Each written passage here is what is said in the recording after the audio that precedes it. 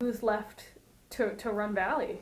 The city clerk, and that's going to be a lot on her shoulders, unfortunately. It's a political shakeup in the city of Valley, as voters recall both their mayor and city council president. And while the longest serving city council member may take charge, once the election's certified, the city clerk will be the only one left to do day-to-day business, leaving more uncertainty of how Valley will function in the weeks ahead. But how did we get here?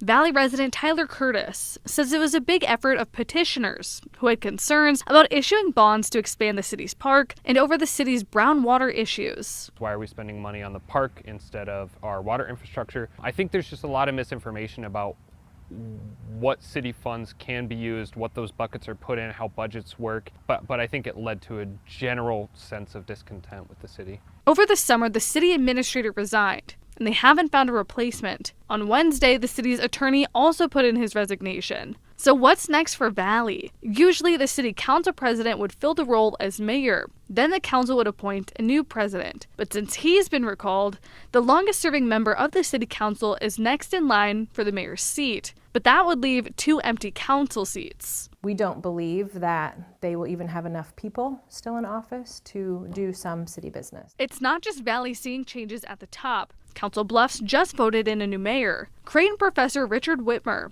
says it's a bigger trend of voters shaping their own neighborhoods. Who's turning out to vote? What are they not happy with? How can they express that sort of displeasure in some way? So we're starting to see that start to play out across the country, and we're seeing it at the local level. We're seeing it in places we might not have expected. Who's going to run Valley is still a big question. If they don't have a city attorney, Whitmer says the state's attorney general's office will have to step in and provide guidance as to who will take over as mayor and fill the possibly 2 empty council seats. In Valley, I'm Hannah McElroy.